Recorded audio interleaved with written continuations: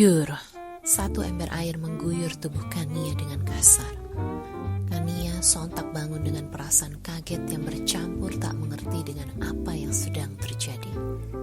Bagus ya, sudah sore bukannya bantuin Binarti masak, malah tidur-tiduran di gudang ini. Salma menatap Kania dengan tatapan tajam penuh kebencian. Ternyata Kania tidak sengaja tertidur saking lelahnya dia dengan apa yang sedang ia lewati. Maaf, aku tidak sengaja, ucap Kania dengan nada kesal. Tidak sengaja ternyata. Apa tidak sengaja itu bisa mengubah dan mengembalikan waktu kembali lagi ke beberapa jam yang lalu, Tanya Salma mendadak emosi karena jawaban Kania barusan. Tentunya gak bisa dong, Ma. Dasar gadis males. Bukannya beresin tuh bekas tamu gue yang baru aja pulang, malah diam di sini. Sarah yang datang dari belakang ikut bicara. Aku gak akan diam di sini jika bukan karena kalian, ucapkan ia dengan nada tinggi karena emosi yang tidak bisa ia tahan lagi. Plak, plak. Dua buah tamparan mendarat di pipi Kania dengan cepat. Kania yang tidak siap dengan tamparan itu kaget bukan kepala. Ia langsung memegang pipinya yang terasa sangat panas dan perih akibat tamparan itu. Gadis busuk, sudah berani bicara dengan nada tinggi kamu padaku rupanya. Lihat apa yang akan aku lakukan padamu nanti, kata Salma dengan tatapan marah. Kemudian dia langsung meninggalkan gudang tersebut. Sekarang tinggal Zara yang masih tetap berada di sana. Ia tersenyum menatap Kania yang masih menahan rasa sakit dan amarah yang memuncak dalam hatinya saat ini. Sakit kan? Tanya Zara dengan nada mengejek. Makanya jangan coba-coba lawan mama gue. Lo gak tahu aja siapa mama gue. Lo bisa lenyap di tangannya jika lo bertingkah, kata Sarah sambil tersenyum menyeringai penuh kemenangan. Sedikit pun gak ada rasa takut dalam hatiku pada perempuan berhati batu seperti mamamu itu. Wah, bener.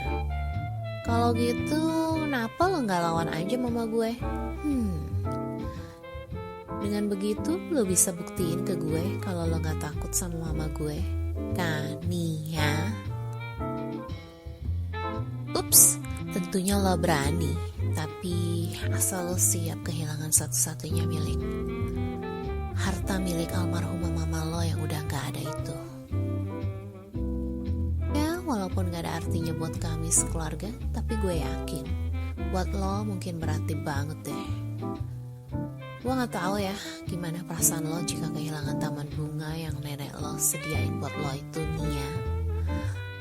Apa sangat sedih sampai nangis berhari-hari sambil menyalahkan diri lo yang gak ada gunanya ini? Atau cukup?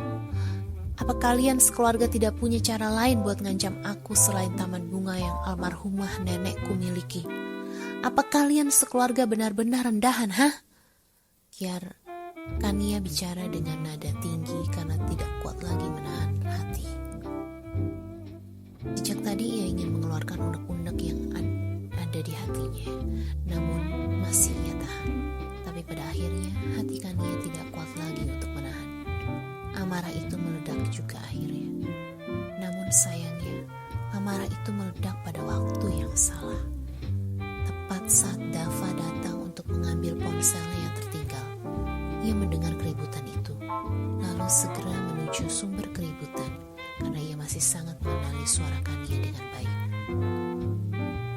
Kania, suara khas milik Dava menyentuh telinga Kania.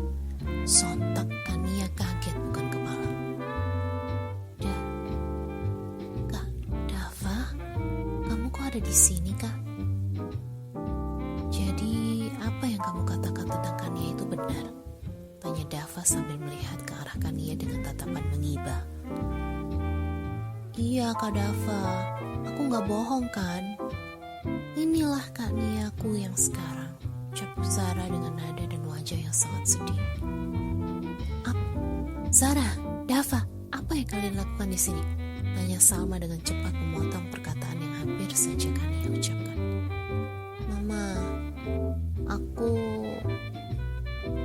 Zara, bukankah Mama sudah katakan jangan datang ke sini lagi?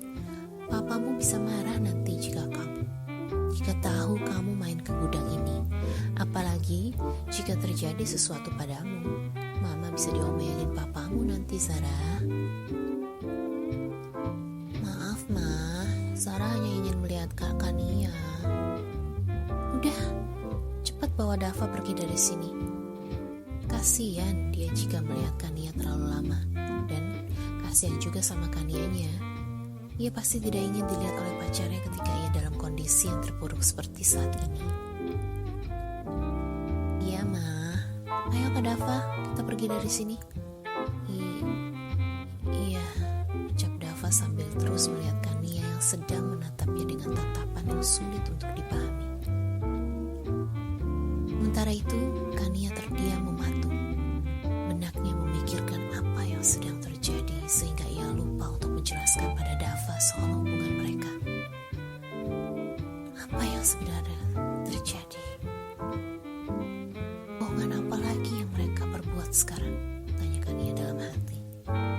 Setelah Dava dan Zara pergi, Kania baru menyadari kalau dia telah menyia-nyiakan sebuah kesempatan emas yang mungkin tidak akan pernah datang lagi.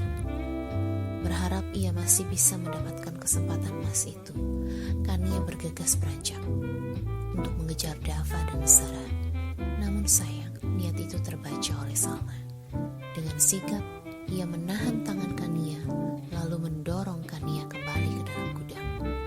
Kania pun terjatuh karena dorongan keras tersebut. Ia terduduk di lantai gudang yang kotor. Mau kemana kamu, ha? Mau nyusul Dava? Tanya Salma dengan tatapan tajam. Jangan harap kamu bisa melakukan hal itu, putri pemimpi, kata Salma dengan senyum menyeringai penuh ejekan. Kania menatap tajam wajah Salma yang sedang tersenyum penuh kemenangan. Hatinya sangat kesal. Ia abaikan rasa sakit karena jatuh tadi. Ia pun bangun. Apa yang telah kalian katakan pada Dava? Kenapa dia menatapku seperti itu, ha? Kania bertanya sambil menggenggam erat tangannya. Ia tidak ingin menuruti rasa emosi yang ada dalam hati saat ini. Jika ia turuti, mungkin ia akan menerkam Salma sekarang juga. Kamu mau tahu apa yang aku dan Zara katakan pada Dava? Tapi itu bukan urusan kamu, Kania. Apapun yang kami katakan, seharusnya tidak ada urusannya denganmu. Apa kamu bilang? Tidak ada urusan? Kalian telah membuat aku tersiksa. Sekarang apa lagi yang kalian perbuat? Hah? Kamu pantas mendapatkan semua siksaan itu, putri pemimpi. Karena kamu adalah anak dari jalang yang menjadi perusak kebahagiaan aku dan anakku.